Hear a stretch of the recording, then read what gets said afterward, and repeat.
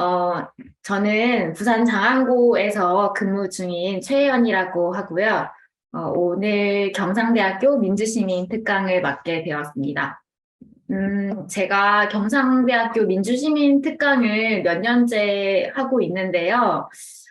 지금까지는 사회과, 제가 일반 사회과이기 때문에 사회과 수업 사례를 중심으로 많이 말씀을 드렸었는데, 이제 저도 연차가 점점 쌓이고, 몇 가지 생각을 하다 보니, 언젠가 이제 선생님들께서 제 동료가 되실 텐데, 어, 언젠가 동료가 되실 선생님들을 생각하며 좀 함께 나눠보고 싶은 몇 가지 이야기들이 있어서 오늘은 그런 이야기들을 중심으로 좀 준비를 해봤습니다. 일단 제목과 주제는 생각하지 않고 함께 나누고 싶은 고민들을 중심으로 이야기를 준비를 해왔는데요. 제목을 뭘로 붙일까 생각을 하다가 이제 오늘의 주제는 결국 교육이란 타인의 마음을 얻는 일이 아닌가 이런 생각이 들어서 이제 제목을 냉소와 환대의 교육으로 붙여보았습니다. 네, 그러면 좀 진행을 해볼게요. 저희가 민주시민 특강이기 때문에 민주시민 교육을 왜 하는지 좀 생각을 해볼 필요가 있을 것 같아요. 왜 하는지 생각보다는 일단 교육과정 총론에 보면 어, 한국 교육의 목표를 민주시민의 자질을 기르는 것, 민주시민을 육성하는 것이라고 되어 있죠. 근데 이 민주시민을 어떻게 기를 것인가는 사실 일반 사회를 포함해서 여러 교과가 서로 각자 다른 방식으로 기르는 어떤 내용과 방법을 가지고 있을 거라고 생각을 해요. 그래서 지금까지 매년 경상대학교 학생분들과 민주시민 교육을 어떻게 해야 되느냐라는 얘기에 대해서 좀 나눠봤었는데 각 교과에서 민주시민 교육을 하는 방식과 내용도 굉장히 다르고 그렇게 다른 속에서 우리가 무엇이 민주시민 교육이다라는 것은 정의하기가 굉장히 어렵더라고요. 그리고 선생님들의 이야기를 각자의 교과에서 민주시민 교육이 무엇이고 우리는 무엇을 가르쳐야 되는가에 대해서 이야기를 들어봐도 사소한 부분에서 우리가 충돌은 할 수 있겠지만 각자가 하는 이야기 중에 중요하지 않은 부분은 하나도 없다는 생각이 들었어요. 일단 저는 사회과에서 민주시민을 기르기 위한 사회과의 목표가 무엇이냐라고 생각을 누군가가 묻는다면 저는 교원평가에서 이제 저희 교과는 뭘 위해서 뭘 가르치냐라고 했을 때 제가 맡고 있는 사회과는 우리가 속한 사회를 이해하고 더 나은 사회를 상상하고 더 나은 사회를 고민하는 데 필요한 여러 가지 지식과 가치 태도를 기르는 것을 목표로 하고 있다라고 얘기를 하겠지만 또 사회과가 아닌 이제 제가 어려워하는 과학교과나 수학교과에서는 좀 더 다른 방식으로 민주시민의 자질을 기르는데 다가갈 수도 있겠죠. 우리가 사회과만 해도 민주시민을 기르는데 지식을 더 많은 헌법과 헌법의 이념과 민주주의의 원리에 대한 더 많은 지식을 쌓는 게 중요하다라고 보는 사람도 있을 것이고 또는 토의와 토론을 통해서 민주적인 의사결정을 경험하는 것이 중요하다라고 생각하는 사람들도 있기 때문에 우리가 어떻게 민주시민을 육성할 것인가는 서로 생각이 조금씩 다르겠지만 그 생각 자체가 누구는 옳고 누구는 그르다 또는 이 자리에서 이게 옳은 민주시민 교육이야라고 정할 수는 없을 것 같습니다. 그래서 저는 일단은 이렇게 가정을 하고 시작할게. 우리는 이미 저도 그렇고 여러분도 그렇겠지만 자기 교과에 대한 충분한 전문성을 가지고 있고 무엇이 내 삶에 이 교과의 어떤 부분이 내 삶에 도움이 됐고 내가 사회를 바라보는 관점에 도움이 됐다는 것을 이미 충분히 알고 있기 때문에 아이들이 민주시민이 되기 위해서 우리는 그들에게 줄 많은 것들을 이미 가지고 있다고 생각을 해요. 뭐 지식이든 가치든 태도든 기능이든 간에. 그런데 이제 제가 오늘 말씀을 드리고 싶은 것은 저희가 이 좋은 내용은 이미 가지고 있고 그걸 전달할 준비도 되어 있는데 이거를 어떻게 전달할 것인가에 대한 저의 고민을 좀 나눠보고자 합니다. 제가 처음 발령받은 신규 첫 해에, 옆 교실에 굉장히 친하게 지내는 선생님이 있었어요. 친하게 지낸다기보다는, 신규 시절 너무 힘들 때 항상, 어, 애들 왜 이렇게 말을 안 듣나요? 수업이 안 돼요. 저는 이만큼 준비를 해왔는데 아무도 제 노고를 알아주지 않네요. 뭐 이렇게 찡찡대러 이제 옆 교실에 항상 갔는데, 그 선생님이 이런 비유를 하시더라고요. 그리고 이제 제가 올해 8년 차인데 시간이 아무리 지나도 그 비유는 굉장히 좀 오랫동안 남아 있었던 것 같아요. 어떤 얘기였냐면 애들이 나는 얘네한테 주고 싶은 게 참 많은데 이 주고 싶다라는 것은 전달하고 싶은 좋은 내용이 되게 재밌는 의미 있는 내용이 너무 많은데 아이들은 마치 엎어놓은 종이컵 같다라는 얘기를 하더라고요. 엎어놓지 않고 이제 바로 이렇게 왼쪽에 보이는 그림처럼 이렇게 있으면 내가 거기 좋은 물을 따라줄 텐데 애초에 내가 처음에 딱 들어갔을 때부터 이미 너의 이야기에 관심이었고 나는 네가 무슨 일을 해도 듣지 않을 거고 한마디로 눈과 귀를 다 막고 있는 거죠. 마음을 열지 않는 거죠. 이런 상황에서 내가 아무리 좋은 것을 준비해 가봤자 이미 교사의 말을 듣지 않기로 결심한 아이에게는 우리 애가 어떤 고생을 하든 어떤 노력을 하든 참 소용이 없다는 생각이 많이 든다라는 이야기를 했고 저도 좀 그 이야기에 크게 공감을 했었던 것 같아요. 근데 이게 수업을 해보면 참 이런 생각이 드는데 일단 수업을 해봤을 때 왼쪽 같은 상황과 오른쪽 같은 상황의 대표적인 장면을 좀 보여드리려고 해요. 왼쪽 같은 상황이 오면 왼쪽처럼 이제 종이컵이 위를 향해서 열려 있는 그런 장면을 교실 안에서 목격을 하면 내가 이 맛의 교사를 하는구나. 오늘 일단 내 위주로 생각하면 나 오늘 너무 잘한 것 같아 라는 생각이 들기도 하고 나 오늘 진짜 애들이랑 의미 있는 시간을 보냈어. 그리고 내가 얘네를 좀 민주시민으로 만드는데 내가 정말 기여를 한 것 같아. 라는 생각이 들면서 되게 아드레날린이 솟구치는 그런 느낌이 들어요. 수업을 굉장히 잘했다는 느낌이 들 때.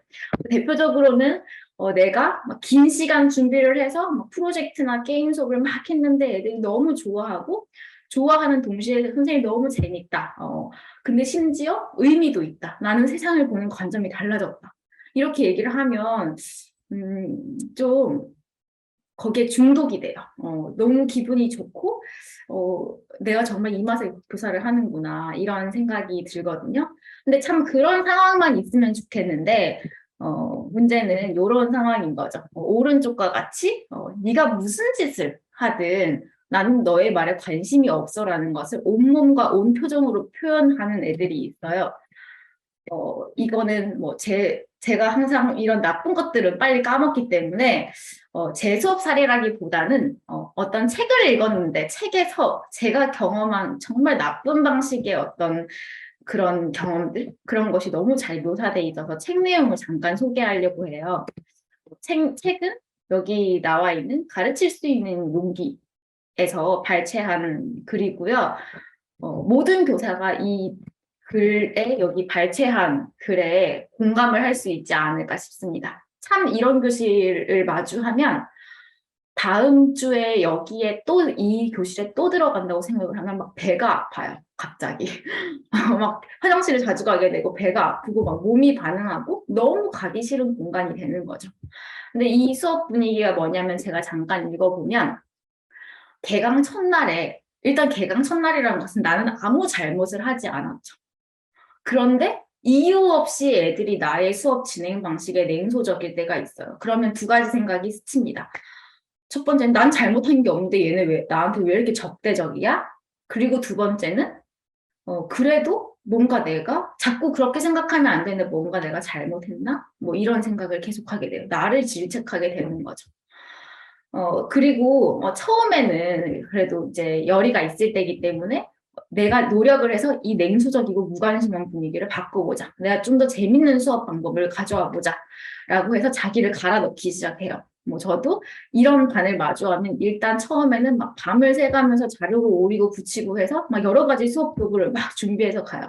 이 정도면 재밌겠지. 이렇게 재밌는데 너희가 나한테 무관심할 수 없겠지. 라는 생각으로 막 들어가요. 근데 이런 반의 특징이 그런 거에 되게 띠껍게 반응을 해요.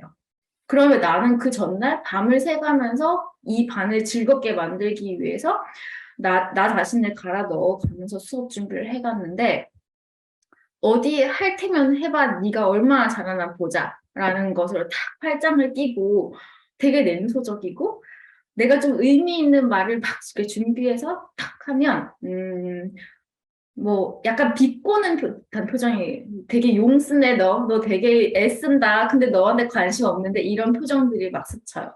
그러면 이제 교사도 사람인 이상 상처를 받을 수밖에 없죠. 그러면 보통은 그러려고 하지 않지만 사람이라면 이렇게 되더라고요. 내가 더 이상 상처를 받지 않으려면 그냥 그 반에 대해서는 내려놓게 돼요.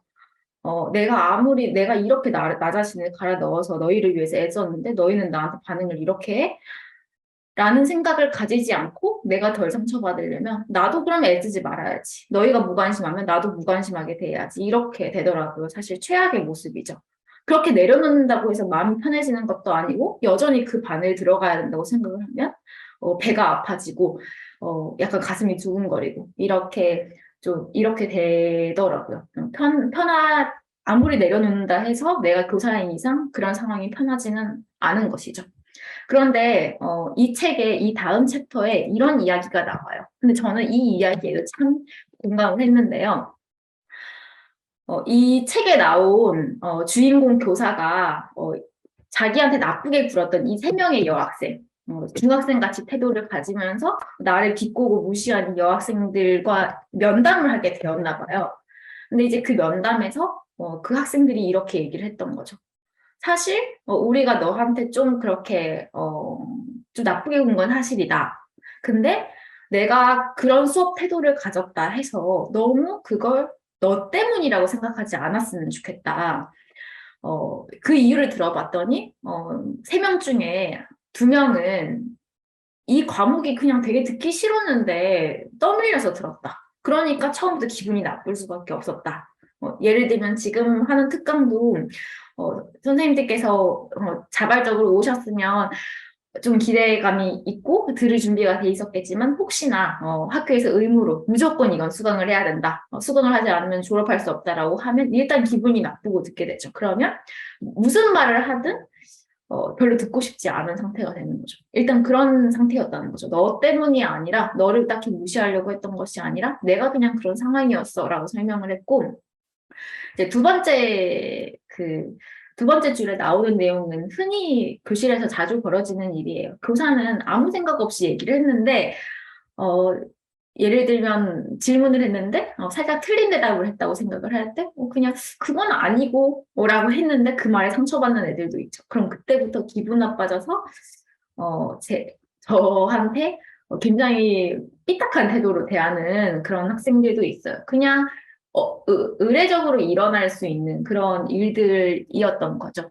근데 이제 문제는 이런 냉소와 무관심을 마주하면 굉장히 뭐 상처받는다는 표현은 굉장히 나약해 보일 수 있는데 평소에 그렇게 생각하지 않아도 그 냉소와 무관심을 계속해서 받다 보면 교사도 냉소적이 되고 무관심해지고 나도 뭐 내려놓고 싶어지는 그런 무기력해지는 경우가 많아요.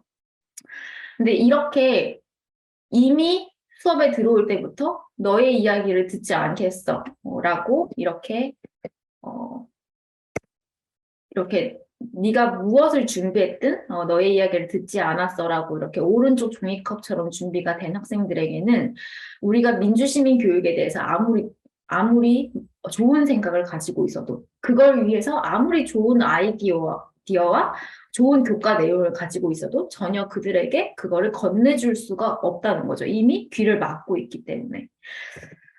그래서 저는, 사실 이건 저의 반성인데, 저는 처음 발령받았을 때 한 몇 년 동안은 제 수업만 잘하면 되는 줄 알았어요. 물론 지금도 어느 정도 그렇긴 한데, 수업을 그냥 잘하면 애들이 저절로 좋아하고, 교사가 잘해야 되는 잘하니까. 그리고 수업을 잘하면 당연히 흥미있게 듣고 잘 따라오게 될 것이다. 라고 이제 오만하게 생각을 했는데 내가 수업을 잘하고 못하고 간에 그걸 시작하기도 전에 이미 학생이 이런 마인드로 있다면 나는 그 좋은 거를 건네줄 수가 없는 거죠. 물론 학생 탓하기 위해서 이런 얘기는 한 건 아니고요. 어, 제가 좋은 내용을 가지고 있는 것만으로는 부족하다라는 얘기를 하기 위해서 이런 말씀을 드려봤습니다. 일단 교사와 학생이 서로 마음을 열고 서로 이야기를 하고 들을 준비가 돼야 우리가 좋은 것도 공유를 할 수 있는 것이지 처음부터 귀를 막고 서로 건네줄 것이 아무것도 없는 상황에서는 교육이 결코 이루어지지 않는 것이죠. 그래서 제가 지금 이 시점에서 가장 신경을 쓰고 있는 것은 먼저 아이들과의 관계를 형성하는 것이 교육의 가장 첫 번째 출발이 아닌가 싶습니다. 일단 3월 처음 교실에 들어가면 아까 보여드렸던 그런 3명의 여학생, 냉소적이고 무관심하고 삐딱한 태도로 대하는 그런 아이들이 굉장히 많아요. 일단 학교 교육에 지쳐서 기대할 게 없다라는 그런 표정이 굉장히 많은 것이죠.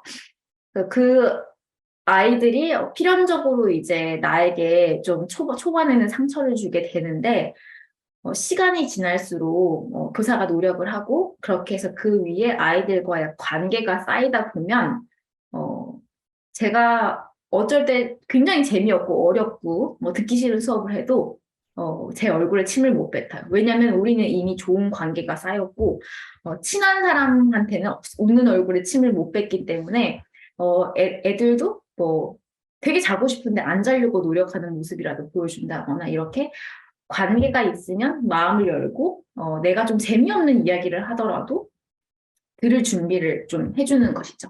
그래서 저는 우리가 아무리 좋은 내용을 가지고 있는 것과 상관없이 일단 아이들 마음을 냉소해서 좀 마음을 여는 관계를 쌓는 것이 교육의 출발이 아닌가 그런 생각을 하게 되었습니다. 그래서 먼저 첫 번째로 저희가 관계를 쌓는다는 건 이런 거죠.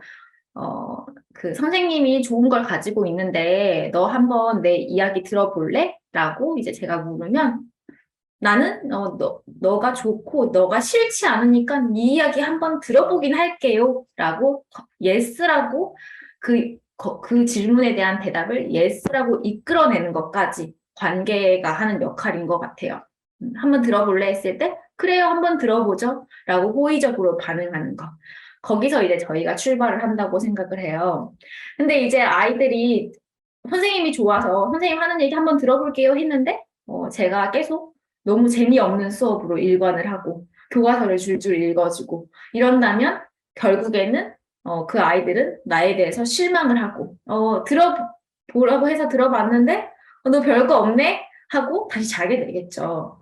그래서 저는 관계를 쌓고 나면 그 두 번째로 이제 중요한 게 아이들이 잠깐 나에게 관심을 줬을 때 되게 들어보니까 되게 재밌네. 생각보다 괜찮네. 이렇게 느낄 수 있는 그때 저희가 약간 수업의 뭐 방법이나 기법, 기술 이런 것들이 필요한 게 아닌가 싶습니다. 그러니까 나의 이야기를 한번 들어보라고 제안을 했고 아이들은 예스라고 대답을 했고 그때 잠깐 그 찰나의 관심에 생각보다 사회는 배울 만한 과목이야. 사회는 생각보다 재밌는 과목이야. 사회는 생각보다 의미 있는 과목이야.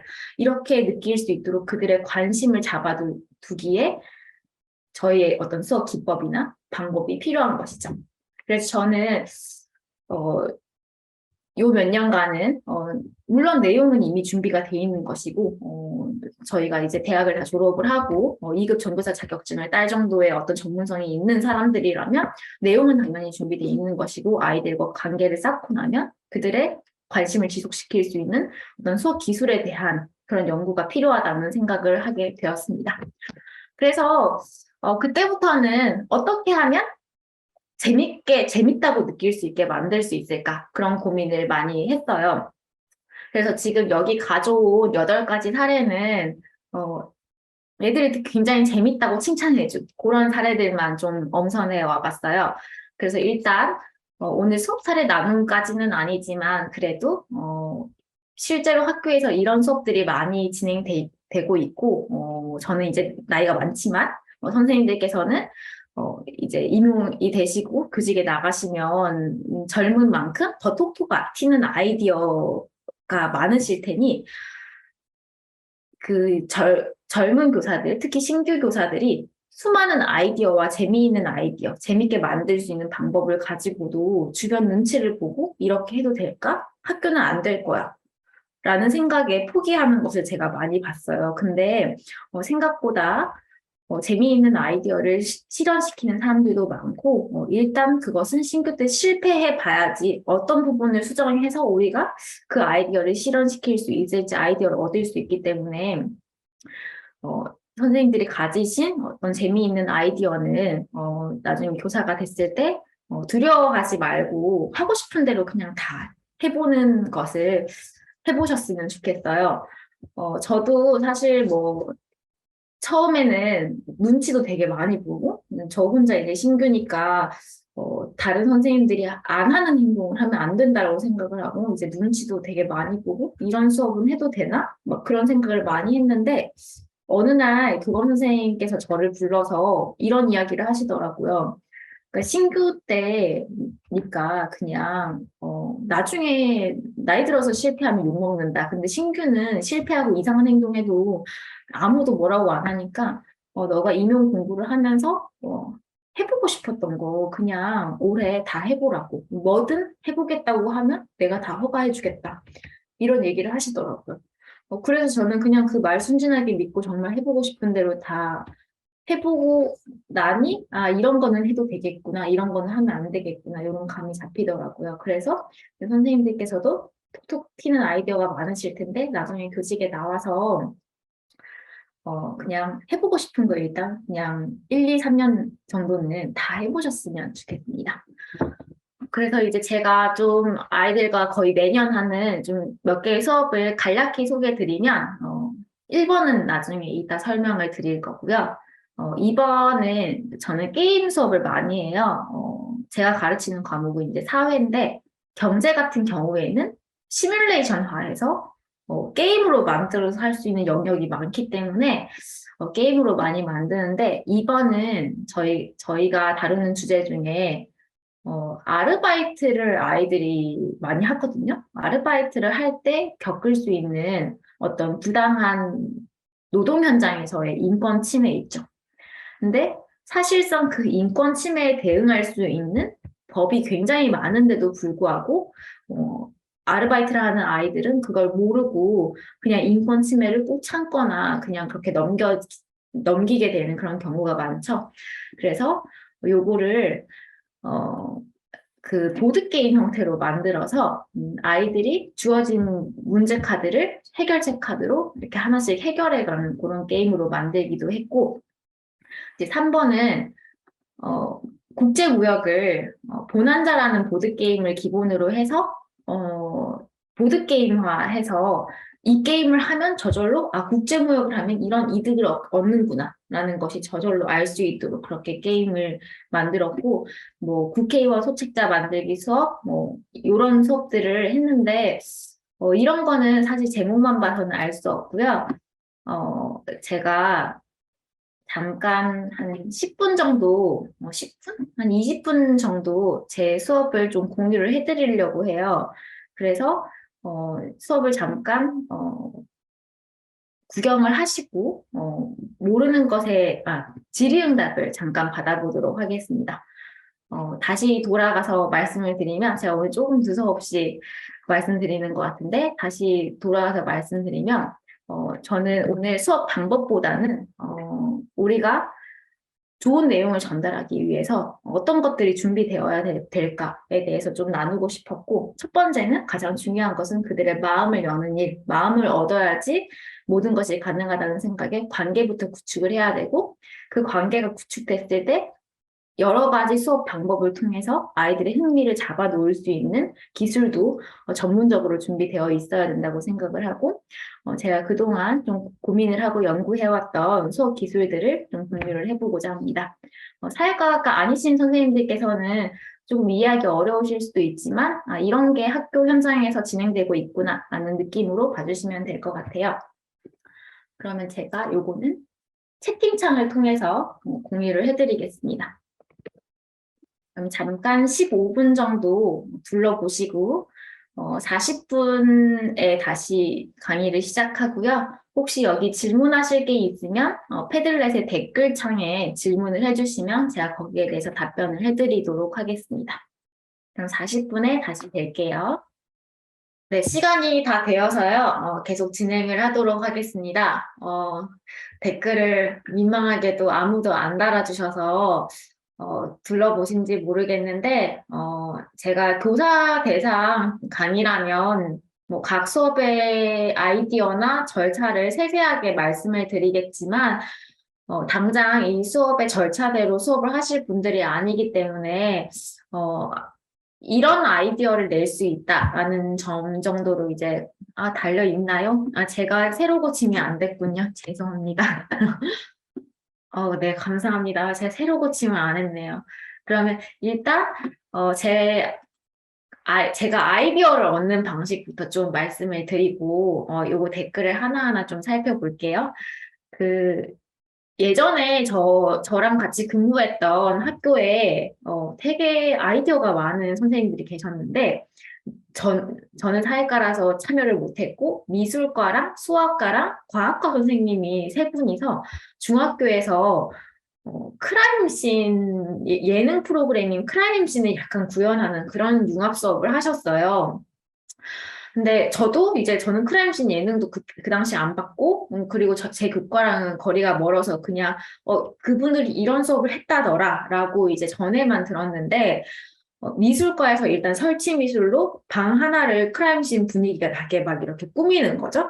그리고 수학과 과학적인 배운 지식을 활용해서 힌트를 줘서 약간 방탈출 게임처럼 꾸미신 것 같아요. 과학적인 어떤 이론을 응용해서 알아낼 수 있는 사실과 어떤 수학적인 도구를 이용해서 알아낼 수 있는 사실, 그걸로 힌트를 조합을 해서 문제를 풀고 범인을 맞추는 이런 융합 수업을 했더라고요. 그래서 그걸 듣고 굉장하다라고 생각을 했어요.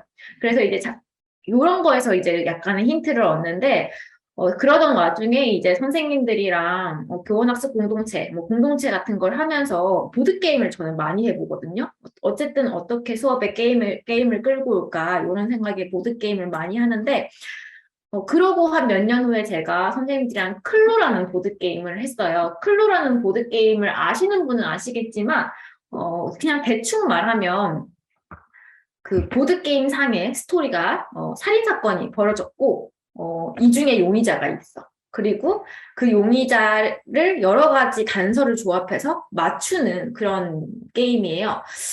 근데 이거를 저희 사회과에 보면 정치와 법이라는 과목에 정말 형사 절차를 너무 어렵고 지난하게 다 외우고 배워야 되는 그런 게 있거든요. 무슨 권리와 무슨 절차, 무슨 제도가 그렇게 많은지 아이들이 굉장히 힘들어하는 그런 부분이에요. 근데 결국에는 형사 절차라는 게 용의자 중에서 범인을 알아내서 그 범인과 그 검사가 서로 내 말이 맞다고 공방을 벌이고 결국에는 그 범인을 판가름해내는 것이 재판이고 형사 절차잖아요. 그래서 저는 이 클루를 통해서 범인을 알아내는 과정에서 약간 정법 한 스푼 넣을 수 있지 않을까, 그런 방식으로 이제 수업을 기획을 해보고 해요. 그래서 이게 이제 제가 수업 시간에 쓴 PPT인데, 클루로 배우는 형사 절차에서 이제 살인 사건이 일어났는데 너희는 범인을 찾아서 재판에 넘기면 된다. 요거는 이제 제가 만든 준비물이고요. 이런 걸 하려면 약간 교사의 노가다가 필요해요. 그래서 이런 준비물을 했고,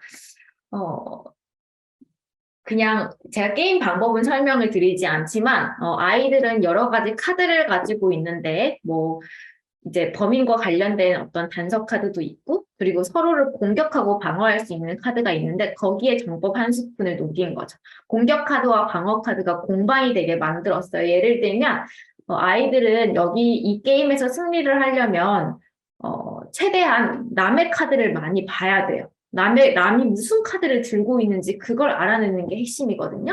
그래서 공격 카드를 보면 압수수색 영장, 이렇게 해서 원하는 팀의 카드를 한 장 가져오라고 해서 압수할 수 있다. 이렇게 이제 어떤 스킬 카드를 제시를 하기도 하고, 여기에 대한 방어 카드로는 무죄 추정의 원칙 해서 이거는 4번 공격을 방어하는 카드로 내가 걸렸을 때 카드를 안 보여줘도 된다. 라는 식으로 이제 이렇게 약간 정법 내용 한 스푼 이렇게 해서 게임을 한번 해보고 이렇게 형사 절차에서 검사와 변호사 그리고 피고인이 공방을 벌이는구나 라는 것을 좀 깨닫게 만든 다음에 게임을 하고 나서 우리 게임에서 이런 거 했지? 라고 하고 나중에 이런 것들이 사실 현실에서는 이런 거야 이렇게 설명을 하는 거죠. 예를 들면 애들이 진짜 힘들어하는 게 구속 적부 심사 청구 이런 거거든요. 말이 너무 어려운데 이거 우리 그때 썼지? 사실 이게 그런 의미고 이거는 어디에 관한 구속 영장에 관한 방어에 해당돼. 이런 식으로 이제 수업 내용과 좀 연결을 시킬 수 있습니다. 그렇게 해서 이제 마지막에 재판 단계에서 누가 피고인인지 완벽하게 입증을 해내서 누가 피고인인지 알아내면 제가 그때 범인이 누군지 공개를 하고 사건은 사실 식당에서 밥을 먹다가 남편을 촛대로 쳐서 죽였다. 후두부 가달출혈이고 그 자리에서 즉사했다. 이런 스토리를 주고 이제 마지막에는 이런 것도 해보는 거죠. 우리는 어떤 법을 적용해야 되냐? 형법 250조를 적용할 수 있다. 라고 하고 어떤 형량으로 해야 되냐? 보통 이런 식으로 이제 양형을 매긴다. 그래서 참작해 줄 수도 있고 비난이 되는 경우에는 더 가중해 줄 수도 있다. 이런 식으로 이제 정법 한 스푼을 계속 추가를 해서 아이들이 게임을 하고 좀 게임의 의미를 현실과 맞춰가면서 이렇게 좀 수업을 구성을 해보기도 했습니다. 네. 그러면 일단 아이디어를 얻는 방법은 하나 더 있는데 댓글도 있으니까 여러분도 일찍 맞춰드려야 되니까 댓글을 조금 확인을 하고 진행을 해보도록 할게요. 질문 중심으로 하겠습니다. 여기 7번 경제기사 분석 보고서 작성에 요즘 학생들 독해력, 문해력이 떨어지는 문제를 지적을 해주셨는데 이거 굉장히 중요한 지적이고요. 사실 이런 수업을 사회과라면 한 번씩 다 꿈꾸는 수업이 기사 분석 수업이에요. 저희는 온갖 세상의 현상을 다 다루는데 기사가 그 세상의 현상을 일반인들에게 전달하는 역할을 하기 때문에 사회과 교사라면 사실 기사 분석을 항상 떠올리게 돼요. 근데 문제는 여기서 선생님께서 지적해 주셨던 대로 애들이 기사를 못 읽는 게 문제죠. 근데 민주시민이라면 기사를 읽어야 되잖아요. 그래서 저희가 보통 이제 저는 어떻게 해결을 하냐면 제가 먼저 기사를 엄선해요. 근데 요즘 애들 특성상 다양성을 배려를 해야 되죠. 그래서 내가 좋은 기사를 하나 정해가지고 너희 다 이 기사에 대해서만 써라고 하면 다양성 존중도 안 되고 아이들의 관심사 존중도 안 되고 또 마지막으로는 세부능력 특기사항을 쓰기 너무 힘듭니다. 모두가 같은 활동을 했기 때문에. 그래서 저는 보통 한 10가지 정도를 준비를 해요. 그래서 제가 10가지 정도 아이들이 읽을 수 있는 수준의 기사들만 좀 찾아서 모아서 기사 꾸러미를 만들어서 공유를 한 다음에 이 중에서 관심 있는 것을 골라라 라고 약간 축소를 해주는 거죠. 예, 그렇게 해주는 건 2개가 있는데 첫 번째는 지적하셨듯이 애들이 기사를 못 읽어서고 두 번째는 애들이 인터넷 서치 능력도 굉장히 떨어져요. 어디서 기사를 어떻게 찾아야 될지를 아예 모릅니다. 그래서 이제 제가 사실 중학교 정도에서만 그렇게 해야 된다고 생각했는데 고등학교도 마찬가지라서 고등학생들도 기사 꾸러미를 주고 이 중에서 골라서 쓰자 이렇게 해결을 하는 경우가 많습니다. 그 다음에 이제 정법 형사 절차 클루 게임에서 이제 이렇게 말씀을 드렸는 이렇게 게임 규칙을 꼼꼼하게 짜는 게 어렵다고 말씀을 해주셨는데 이제 물론 당연히 어렵죠. 게임이라는 게 한순간에 만들어지는 것도 아니고 재밌는 아이디어가 있지만 이거를 오류 없이 또는 게임이라는 건 굉장히 밸런스가 잘 맞아야 되는데 나의 혼자만의 아이디어로는 밸런스가 맞는 게임을 만들기 어렵죠. 그래서 저는 그 주변에 선생님들도 이제 교사 친구들이 있잖아요. 그 교사 친구들이랑 계속 게임을 해본다던가 아니면 시간이 지나면 주변에 동료들이 친구로 쌓여요. 지금은 이제 과 동기들이 친구일 텐데 시간이 지나면 그 교사 집단 내에서도 그 동료들이 점점 친구가 되어요. 그러면 우리 그냥 뭐 보드게임 교원학습 공동체다라고 해서 그런 공동체를 만들어 놓고 맨날 보드게임을 하고 있는 거죠. 근데 어느 날 저는 가끔씩 내가 만들어 봤어. 오늘은 이걸 해야 돼. 라고 하면 다들 이걸 하고 자, 이제 문제점을 얘기를 해봐 하면서 계속 수정을 해나가는 거죠. 근데 품이 많이 들긴 한데 일단 한두 개 잘 만들어진 게 있으면 매년 써먹을 수 있기 때문에 저는 그래도 그 품을 노력을 들인 만큼 어떤 뽑아 먹는 게 많은 것 같아요. 네, 그렇게 답변을 할 수 있을 것 같습니다. 그리고 이제 사회문화 토론 수업에 대해서 토론에 적극적으로 참여하지 못하는 학생을 어떻게 지도하는지 궁금하다고 하셨는데, 어, 다양한 방법이 있어요. 일단 학급마다 이제 학생 수가 일정한 것 같지만 사실 굉장히 다르거든요. 어, 약간 인기 많은 동네, 학군이 좋은 동네에 가면 30명이 아주 기본인 그런 학급이 있고, 또 요즘 선택 과목이 많이 장려되면서 10명 내외로 형성되는 학급도 있고, 그리고 뭐 기본 요즘에는 한 20명, 25명 정도로 이루어지는 학급이 있어요. 그래서 사실 이 토론에 적극적으로 참여하지 못하는 학생을 어떻게 할 것이냐는 그 학급의 규모에 따라서 좀 달라지는 경우가 있어요. 그 30명이 있을 때는 말하기 싫은 아이한테 너는 무조건 말을 해야 돼 라고 강요를 하는 것도 저는 어쩌면 폭력이라고 생각을 하거든요. 그 아이도 다른 사람의 생각을 듣고 이 주제에 대해서 생각을 하고 있지만 남 앞에서 말하는 걸 극도로 꺼린다거나 아니면 좀 느린 아이들이 있어요. 충분히 똑똑하고 생각이 많지만 그 생각을 정리하는 데 시간이 굉장히 많이 걸리는 아이들이 있어요. 근데 그런 아이한테 빠르게 진행되는 이런 강요하는 것은 그런 아이들에 대한 폭력이라고 생각을 하기 때문에 저는 30명 학급에서는 어느 정도 그런 아이들이 하나씩 있는 것을 이제 그냥 모른 척 하는 거죠. 듣고 있다고 생각을 하고 모른 척을 하는 것이고요. 혹시 제 얘기 들리시나요? 갑자기 저한테 인터넷이 좀 불안정하다고 떠서. 네, 들립니다. 네, 감사합니다. 30명이 있는 학교급에서는 그런 아이들을 모둠을 저는 애들 친해지면 내가 충분히 너희를 고려하고 모둠을 짰다라는 것을 이해시키고 그리고 혹시나 선생님이 이렇게 너희를 충분히 밸런스를 감안해서 모둠을 짜봤는데 혹시나 여기에 정말 이렇게 나는 모둠을 할 수 없다는 사람은 비밀리에 나를 찾아와라. 그럼 내가 그 이유를 듣고 감안을 해서 다시 짜겠다라고 해서 좀 시간을 두고 모둠을 짜요.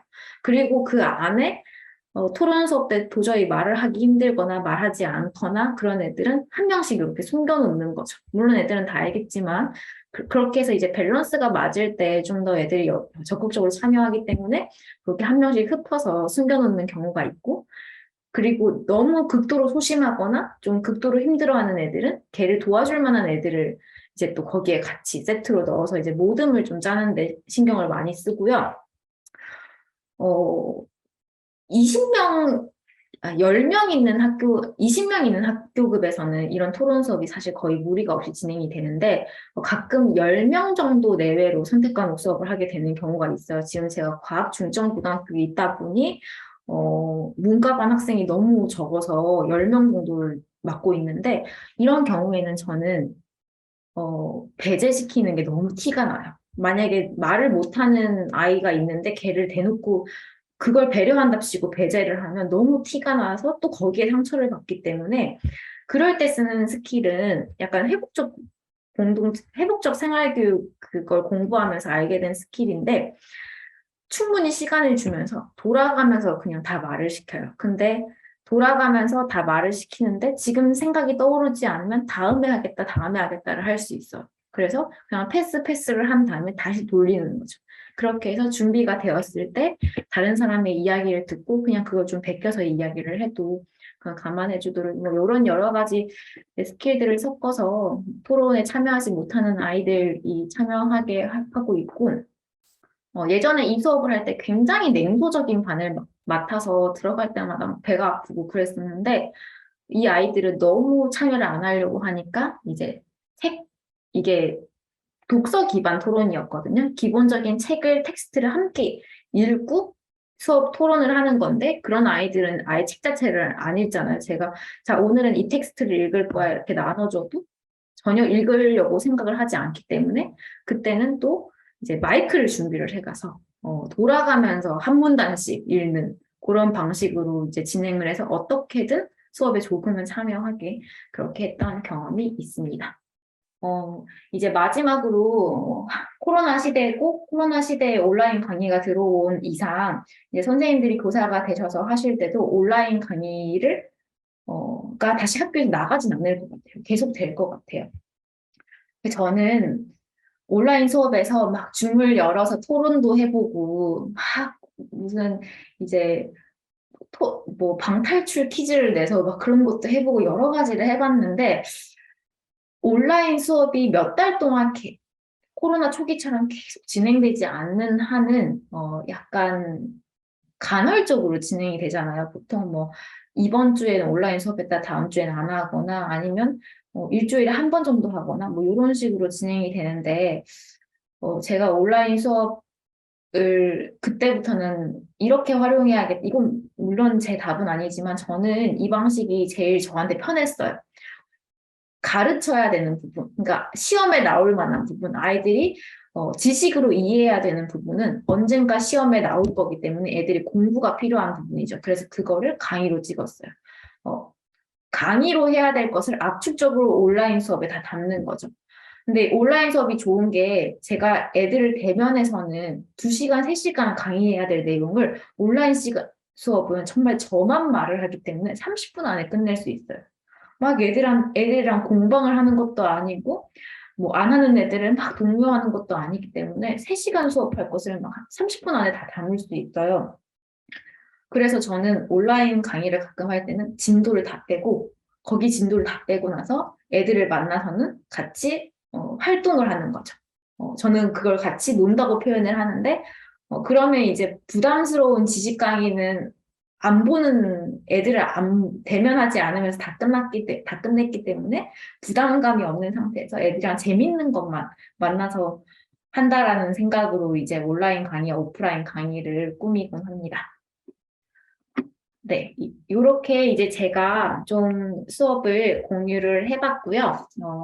이제 좀 제가 이렇게 수업을 공유한 다음에 드리고 싶은 말씀이 있어서 더 나아가 보도록 하겠습니다. 가끔 이렇게 사실 이렇게 막 여러 가지를 만들어내는 게 가끔 내가 왜 이렇게 용을 쓰고 할까라는 생각이 들긴 하거든요. 상당히 힘들고 체력 부담이 큰 수업 준비이자 수업들이에요, 사실. 그래서 내가 뭔가 아이들을 정말 멋지게 길러낼 수 있다. 사회과에서 지향하는 이런 가치와 태도 기능이 너무 잘 길러졌다라고 느낄 수 있으면 저도 참 보람찼을 텐데 가끔 애들이랑 얘기를 해보면 내가 이 아이들한테 하는 것이 참 보잘것없는 영역이구나 싶을 때가 있어요. 예를 들면 사회과 시간에 이 사회에 대한 참 건설적인 토론을 할 수도 있죠. 다문화 시대에 이 주변에 있는 이질적인 존재들, 외국인들을 어떻게 포용해야 되는가라고 하면서 막 건설적인 여러 가지 얘기를 할 수 있어요. 근데 갑자기 종이 치죠? 그럼 그때부터 멈추고 애들은 달려나가요. 그리고 그 다음 시간에 뭐 체육 시간이면 공 차고 있고 그 다음 시간에 수학 시간이면 수학 문제를 미친 듯이 풀고 있죠. 참 뭔가 굉장히 분열적인 교육과정이라는 생각이 들었어요. 민주시민이라면 한 문제에 빠졌으면 거기에 대해서 깊이 고민을 할 시간이 주어져야 되는데 고민을 좀 하려고 치면 종이 쳐서 밖에 나가서 공 차다가 그 다음에 수업 시간에 미친 듯이 수업 풀다가 영어 시간에 영어 듣기 하다가 이러고 있는 거죠. 이런 상황에서 민주시민 교육이라는 게 과연 가능한가? 라는 그런 생각이 들었어요. 근데 그때쯤 제가 만났던 이제 부장님이 뉴질랜드에 자녀를 보내셨었는데, 뉴질랜드에서는 이런 얘기를 하더라고요. 뉴질랜드에서는 한 달이나 2달 정도, 그 해에 가장 중요한 주제, 뭐 예를 들면 기후변화, 또는 사랑 뭐 이런 주제를 뽑아놓고 모든 교과가 그 주제를 중심으로 수업이나 활동을 진행한다. 그러니까 중요하다 싶은 주제에는 정말 그 기간을 정해서 거기에 빠져들 수 있게 만드는 그런 교육을 하는 거죠. 저는 민주시민 교육이라는 것은 아이들이 그냥 잠깐 생각하다가 이 시간 끝났네 끝 딴 거 해야지 이런 게 아니라 우리가 충분히 생각하고 고민하고 토론해야 될 만한 주제는 거기에 일정 시간을 들여서 삶 자체를 몰입시켜야 되는 게 아닌가. 그때에서야 우리가 민주시민에게 필요한 자질들, 뭐 역량들, 그리고 가치와 태도를 기를 수 있는 게 아닌가. 그런 생각이 들었어요. 그래서 제게 주어진 시간은 일주일에 35분에 많아봤자 3이거든요. 7교시인데 5일이니까 35시간 중에서 사회과는 많아봤자 2시간이나 3시간 가져갑니다. 고작 일주일에 2시간, 3시간 보면서 내가 이들을 민주시민으로 길러낼 수 있다는 것은 오만이자 착각에 가깝다라는 생각이 들었어요. 근데 때마침 그 해 저는 친한 선생님들과 같은 학년을 맡고 있었어요. 그래서 우리가 뉴질랜드처럼 우리도 주제를 정해서 한 달 동안 선거만 한번 해보자라고 제가 제안을 했어요. 선거기 때문에 당연히 약간 사회과 위주였는데 다행히도 주변 선생님들이 너무 잘 호응을 해주셔서 좀 같이 맞물려서 돌아간 것 같아요. 이 왼쪽 아래에 보시면 선거를 2018년 6월에 지방선거가 있었는데요. 그 선거를 주제로 6월 한 달 동안 선거 프로젝트만 했습니다. 그러니까 사회과에서는 다 지식을 담당하는 거죠. 제가 선거와 정치와 선거와 관련 지방자치와 그 모든 지식을 맡겠습니다. 그럼 선생님들은 선거와 관련된 일반적인 사항들, 활동들을 진행을 해주시면 된다라고 하고 이제 그 당시에 저랑 같은 학년부 선생님이 이제 음악과가 있었는데 음악에서는 홍보 로고송을 만들겠다라고 했고 국어과에서는 당연히 토론을 맡아주셨죠. 그리고 영어과에서는 본인은 뭘 할까 하다가 영어로 캐치프레이즈를 만들어 보겠다. 미국에서 막 하듯이 뭐 바보야 문제는 경제야 뭐 이런 캐치프레이즈를 본인이 만들겠다라고 해서 이제 영어 캐치프레이즈 만드는 타이포그래피 이런 거를 하셨었고요.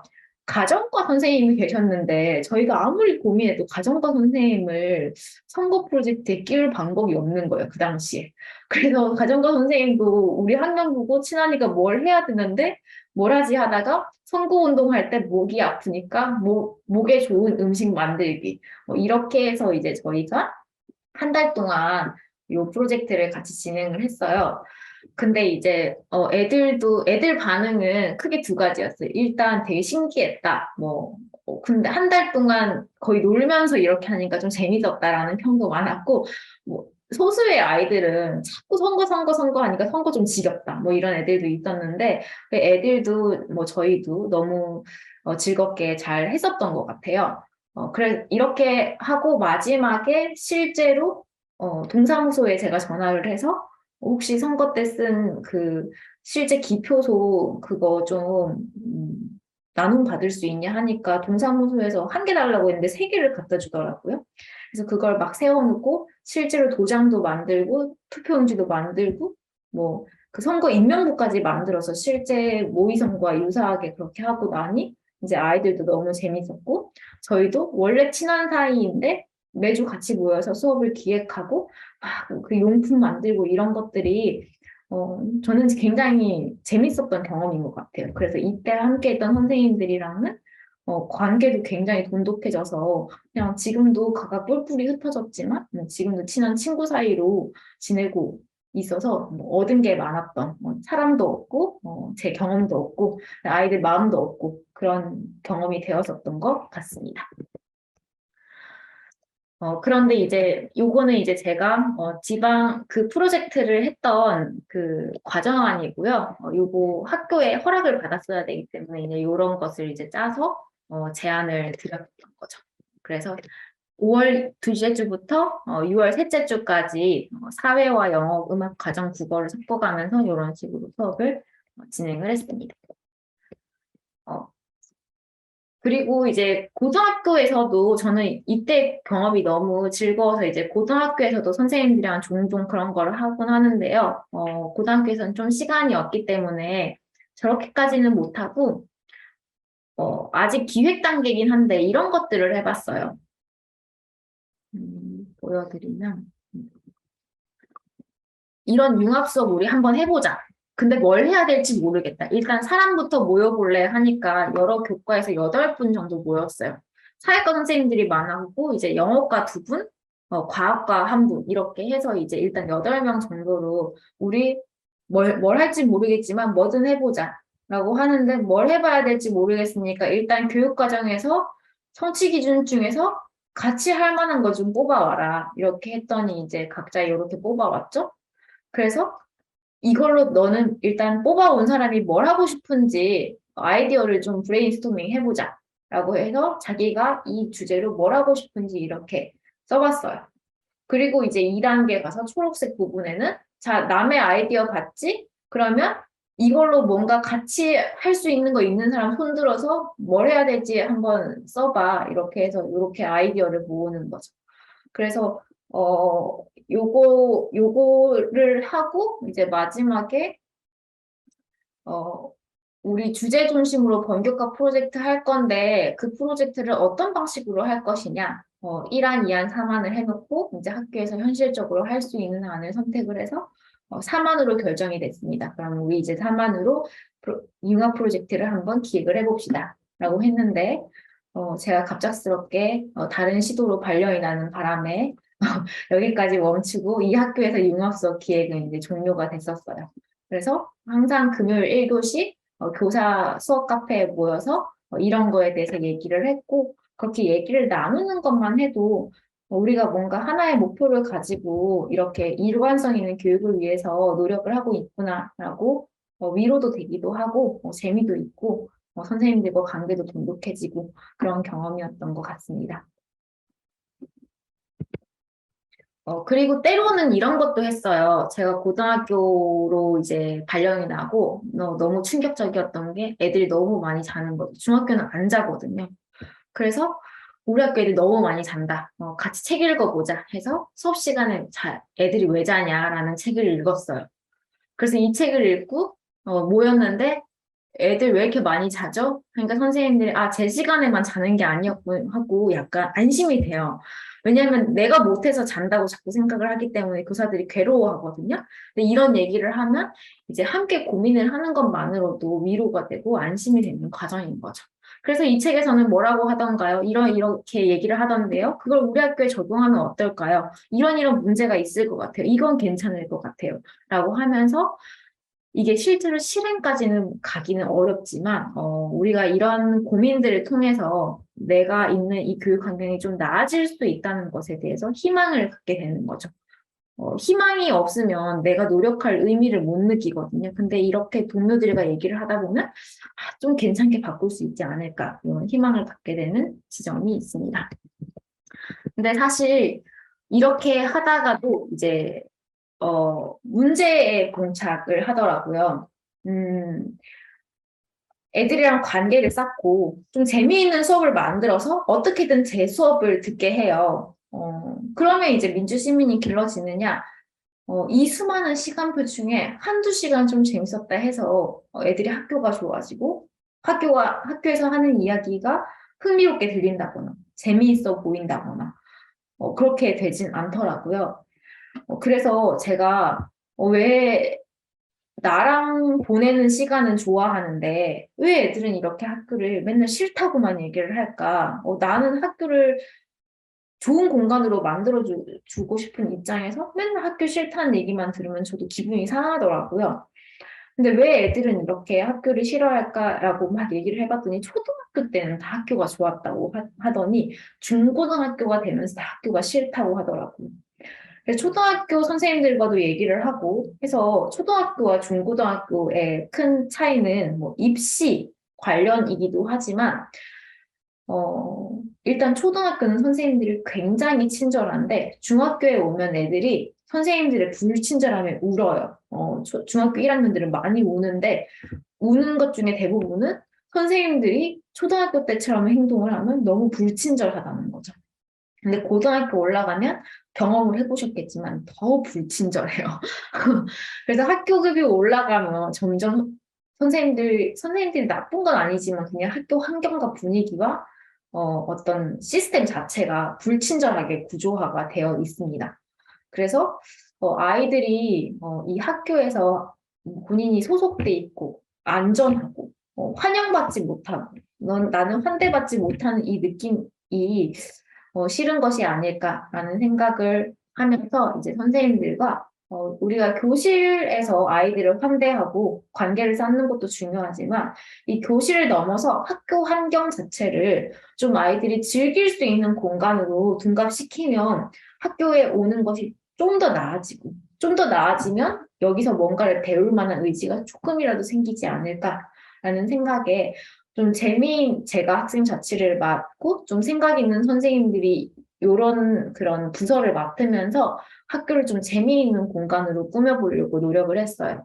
그래서 이제 제가 학생 자치 활동을 맡으면서 뭐 학급 전교회장이나 이런 학생회나 이런 애들을 구슬려서 뭐 이렇게 입학을 할 때부터 고민형을 등장시켜서 뭐 좀 이렇게 환대받는 느낌이 들게 해주려고 이런 행사를 기획을 해봤고 이제 학생 자치할 때 임원 수련회 할 때도 초반에는 축제를 막 계획한다고 막 토의하는 시간을 가지고 이렇게 하고 이제 후반에는 학교에 그런 약간 학교에 밤에 남으면 밤이 좀 무섭거든요. 그런 분위기를 이용해서 그 뭐라고 하죠? 그 귀신 체험하는 귀신의 집에 들어간 것처럼 그런 행사를 기획해서 아이들 기억에 남는 그런 행사를 기획해서 좀 즐거움을 느낄 수 있게 하고 그런 애들이랑 규정을 변화시켜서 뭔가 이 학교에서는 우리를 존중하는구나 이런 느낌을 주려고 노력을 했고 그 과정에서 요거는 애들 사이에서 나온 아이디어인데 저희 학교가 리모델링을 다 했는데 그 여자애들이 자꾸 틴트를 바르고 너무 진하니까 좀 닦아낸 다음에 손에 묻으니까 찝찝하니까 벽에다 닦는 거죠. 그래서 여기 노란색으로 페인트 칠 다 했는데 여기 다 틴트 자국 남고 해서 여기 거울도 보면 틴트 자국 다 남아 있어요. 이게 좀 문제가 됐어요. 너무 보기 싫은 거죠. 새로 공사를 다 했는데. 그래서 이제 학생회 애들이 이런 걸 한번 해보면 어떠냐. 사과 안을 채워주세요. 여기 틴트 자국 그냥 묻히세요. 뭐 이런 행사를 기획해보기도 하고 호평을 받았던 것 같습니다. 이런 거는 이제 애들이 굉장히 좋아했던 행사인데, 그 전교 회장이 학교에 매점이 없으니까 깜짝 매점을 열고 싶다 이런 공약을 했었어요. 애 공약이니까 실천시켜줘야 되니까 정말 학교에 자치 예산 다 때려박아서 이마트에서 물건 엄청 주문을 해놓고 약간 수업 시간에 토큰 같은 거 만들어서 뿌려서 매점에서 맛있는 거 사 먹을 수 있도록 이렇게 하고 마지막에 수익금 어떻게 할래? 라고 하니까 애들이 강원도 산불에 기부하자 해서 이렇게 기부까지 활동을 하면서 학교가 우리가 교실 안에서도 재미있는 수업을 위해서 애들이 학교가 좀 오고 싶고 배우고 싶다라는 느낌을 가지는 것도 중요하지만 수업만 학교 생활이 아니기 때문에 교실 너머에서도 학교가 좀 더 오고 싶게 여기 이 공간에 있는 것이 그렇게 괴롭지 않도록 그렇게 만드는 방안에 대해서 선생님들과 함께 고민을 해봤습니다. 혼자 할 수 있는 거는 아무것도 없더라고요. 이런 거에 관해서는 수업은 정말 나만 하면 되는 거지만 정말 이 공간을 변화시키는 것은 선생님들의 마음을 얻어야 되고 선생님들과 함께 해야 되는 일이기 때문에 나와 친한 사람들을 많이 만들어 놓는 것도 중요하더라고요. 그래서 시간 관계상 요거까지는 설명을 못 드리겠지만 학교에서 일어나는 여러 가지 문제를 처벌식으로 운영하기보다는 서로 이렇게 둘러앉아서 대화를 통해서 회복적 생활 교육이라는 어떤 그런 이론이 있어요. 그래서 이걸 같이 선생님들과 공부를 해서 학급 자치 시간에 이걸 적용을 해서 학교에 대해서 좀 얘기도 나누고 아이들이랑 이런 자치 활동을 통해서 좀 아이들이 학교라는 공간에서 내가 안전하구나, 이야기해도 괜찮구나, 환대받는구나 이런 느낌을 주기 위해서 좀 노력을 함께 해봤었던 것 같습니다. 근데 제가 제 8년의 경험 중에서 매년 그랬던 건 아니고 한 1, 2년 정도 이런 경험을 해봤었던 것 같아요. 그리고 왜 그게 1, 2년밖에 되지 않느냐 지금부터 말씀드릴 생각입니다.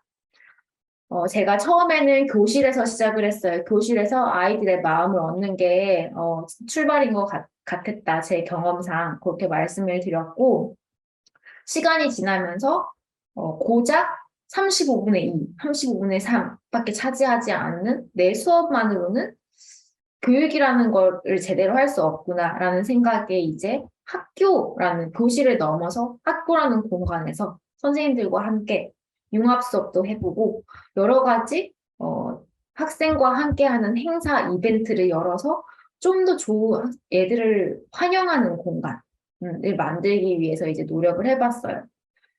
저는 그때까지만 해도 그게 제 능력인 줄 알았거든요. 막 그런 기획을 하고 행사를 열고 이런 게 다 제 능력인 줄 알았는데 학교를 제가 세 번째 옮겼는데 세 번째 옮기고 나서 깨달았어요.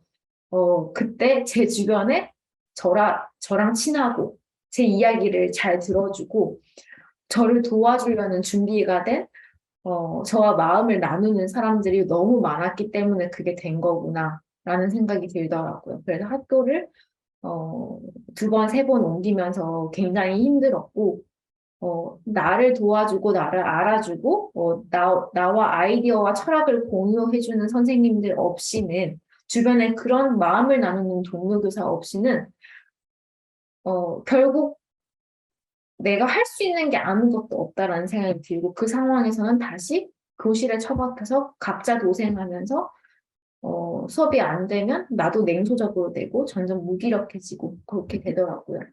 근데 문제는 공립학교 교사는 숙명이죠. 무조건 학교를 이동해야 되고 학교 너머를 고민을 해야 됩니다. 그렇기 때문에 이동을 하면 나와 마음이 맞는 사람들은 다 뿔뿔이 항상 흩어지게 되죠. 그럼 새로운 환경에 나와 철학을 공유하는 사람이 없는 또는 찾을 수 없고 알 수 없는 이 상황에서 나는 또 다시 내 수업과 내 교실과 교육하기 좋은 학교 환경을 구축해 나가야 되는데 이걸 어떻게 할 것인가가 오랫동안 고민을 했고 이게 굉장히 힘들고 저를 괴롭히는 문제였어요. 그리고 저는 사실 올해 2022년에 타시도에서 부산으로 전출을 왔는데 전출을 오다 보니 더 저와 이걸 공유하는 사람들이 없는 거죠. 그래서 참 무기력하고 냉소적인 시간을 많이 보냈어요. 근데 그렇게 4년을 지낼 수는 없더라고요. 공립교사는 싫어도 4년을 지내야 되잖아요. 제가 한두 달 만에 정말 냉소적이고 무기력해지는 제 자신을 보면서 이렇게 살다가는 그냥 정말 무기력한 교사가 될 수 있겠다라는 생각이 들어서 그냥 이 학교 엉망진창인데 나도 신경 끄고 살지 이렇게 생각을 하다가도 그래도 한번 얘기라도 해보는 게 좋지 않을까 싶어서 저는 제 업무도 아닌데 그냥 교무부장님과 교감선생님한테 가서 우리 학년 말에 우리의 모든 교육 활동을 되돌아보는 협의회 한번 해보자. 이 학교는 전혀 그런 협의회가 없었거든요. 그래서 한번 협의회 해보자. 준비는 다 제가 하겠다. 업무적인 준비는 제가 다 손대매고 하겠으니 이렇게 구성원이 모여서 이야기할 수 있는 시간표 조정, 시간 마련, 그리고 지지, 그리고 약간 맛있는 거 사주시기, 뭐 이런 것만 해주면 준비는 다 제가 해보겠다 하니까 학교에서는 본인이 일하겠다고 하는 사람을 싫어하지 않거든요. 그러면 알아서 해봐. 그냥 시간은 내가 마련해 줄게. 맛있는 것도 좀 사주고 할게. 이렇게 하시길래 지금 진행 중인 일입니다. 근데 지금 학교에서는 저는 선생님들의 마음을 전혀 얻지 못했고 저도 아직 적응 중이고 저와 교육 철학이 맞고 학교 환경을 우리 이렇게 변화시켜 보자 라는 마음 맞는 선생님들을 전혀 만나지 못했기 때문에 이제부터 선생님들의 마음을 좀 얻어보려고 해요. 그래서 이 학교 발전 협의회라고 거창하게 이름을 붙였지만 사실상 우리가 교육활동과 업무를 하면서 이렇게 했으면 좋겠다. 이런 거는 이렇게 교육하는 거는 문제야. 이렇게 약간 불편했던 점, 좀 개선시켜보고 싶은 아이디어들이 각자의 마음속에 다 스쳐 지나갔을 텐데, 우리 이거 한번 터놓고 얘기를 해보자. 라는 것을 이제 제가 제안을 드렸고, 학교에서는 워낙 이런 걸 잘 받아주셔서 이런 것을 진행을 해보게 됐습니다. 그래서 그냥 대충 이건 업무적인 건데 선생님들도 언젠가는 이런 걸 하실 수도 있으니까 미리 좀 얘기를 해두면 온라인으로 안건 제안을 받으려고 해요. 교사 사이에 싸움이 날 수 있기 때문에 남의 업무에 대해서는 함부로 평가하면 안 되고 우리의 수업, 생활지도, 시설, 그리고 학교 공동체, 앞으로의 비전 이런 것들에 대해서 서로 좀 안건 제안을 온라인으로 받은 다음 TF팀을 구성을 해서 한 10명 내외로 구성을 해서 여기에 대해서 집중적으로 논의를 해서 안건을 좀 추려내고 논의를 풍성하게 만든 다음에 이제 전체 회의에 토론에 붙이는 거죠. 그냥 토론에 붙이면 얘기가 겉돌고 시간이 많이 걸리기 때문에 퇴근 시간이 넘어버려요. 그래서 이제 TF팀을 모아서 먼저 막 이렇게 깊이 있는 논의를 진행을 해서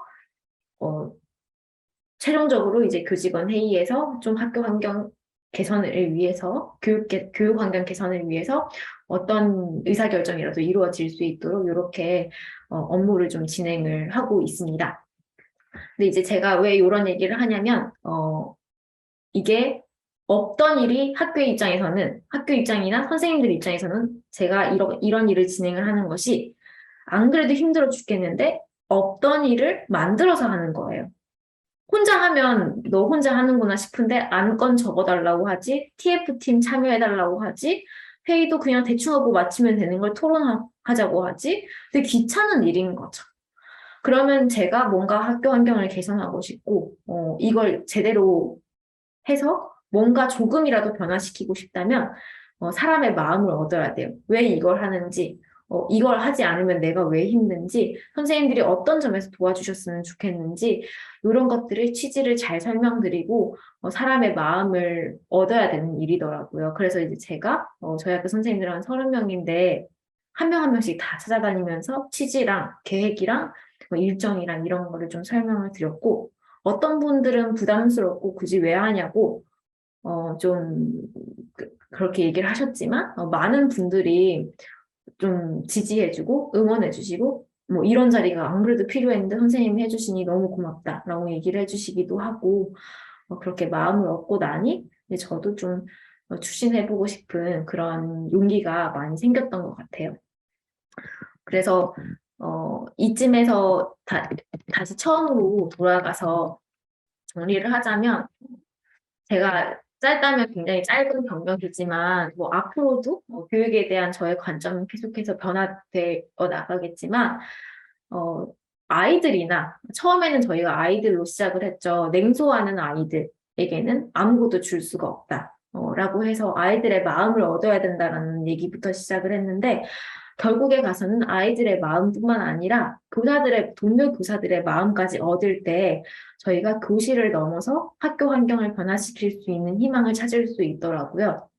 그래서 또 저는 변할 수도 있겠지만 지금 제가 서 있는 이 지점에서는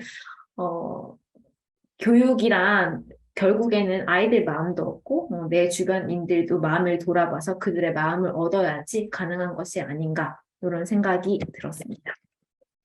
마지막으로 한마디만 더 드리고 마무리를 하려고 하는데요. 정말 이 공립학교 교사의 숙명, 이동, 이건 너무 힘들어요. 나와 내가 지금까지 정말 노력을 해서 구축해놨던 이 관계가 다 흩어지는 순간이 오는 거죠. 근데 그때마다 저를 잡아줄 수 있는 힘이 있습니다. 제가 이제 원래 있던 지역을 떠나서 부산에 오게 되면서 이 공동체에서 이제 빠지게 되었지만 지난 7년 동안 저와 함께 해왔던 선생님들이 있어요. 2014년부터 출발을 했고요. 일반 사회 교사들만 모여서 이제 교과 연구 모임으로 출발을 했는데 7년간 뭐 저희의 수업 철학, 수업 기법, 수업 방법, 그리고 학교 공간을 어떻게 변화시켜야 되는 것까지 좀 마음이 맞는 선생님들과 오랜 시간 함께 하며 여러 가지 연구 활동을 진행을 했고, 말이 연구 활동이지 그냥 뭐 2주에 한 번씩 만나서 맛있는 거 먹고 좋은 데 가면서 거의 놀고, 그리고 보드게임 으로 수업을 만든다라는 명목으로 보드게임도 엄청 사서 매일 보드게임을 막 토즈 카페 이런 데 가서 이제 스터디 카페 같은 데 가서 보드게임만 막 하고 있고 이런 모임이었어요. 근데 제가 학교를 옮기고 나를 지지해주던 학생과 선생님들이 없어져서 너무 힘들 때 이거 하나만은 변하지 않는 것이죠. 제가 학교를 이동하지만 이 선생님들은 이미 다른 학교에 있는 사람들이기 때문에 이 모임은 나는 계속 학교를 이동하지만 이 모임은 계속해서 변치 않고 유지되면서 제가 소속감을 느끼고 학교에 대해서 고민을 함께 나눌 수 있고 저를 지켜주는 어떤 든든한 나의 팀으로서 기능을 했고 이분들 때문에 많은 용기를 얻은 것 같아요. 이제부터는 더 이상 참여할 수 없어서 굉장히 안타깝지만 다시 부산에서도 저는 이런 모임을 저를 지켜줄 수 있는 이런 팀을 좀 구성을 해보려고 노력을 하려고 합니다. 선생님들도 나중에 교직에 나가시면 여러 가지 연수나 다른 학교 선생님들을 만날 기회가 있을 텐데 또는 지금 주변에 있는 동기들과 비슷한 지역에 근무를 하실 텐데 마음 맞는 사람들과 이렇게 오랜 시간 함께 하면서 내가 어려운 상황에 처하더라도 함께 서로를 지켜줄 수 있는 그리고 교육에 대한 생각을 나눌 수 있는 팀을 꾸려 나가시면 어떤 상황에서도 흔들리지 않고 자신의 일을 실천할 수 있을 거라고 생각을 합니다. 네. 긴 시간 제 얘기를 들어주셔서 너무 감사하고요. 마지막으로 좀 질의응답이나 대화를 나누고 마치려고 합니다. 혹시 뭐 질문이나 뭐 얘기해 줄 만한 것이나 이런 게 있으실까요? 말씀하시기 그러시면 채팅으로 올려주셔도 괜찮습니다. 질문이 없으실까요? 네, 그러면 긴 시간 정말 고생 많으셨고 여기서 마치도록 하겠습니다. 감사합니다.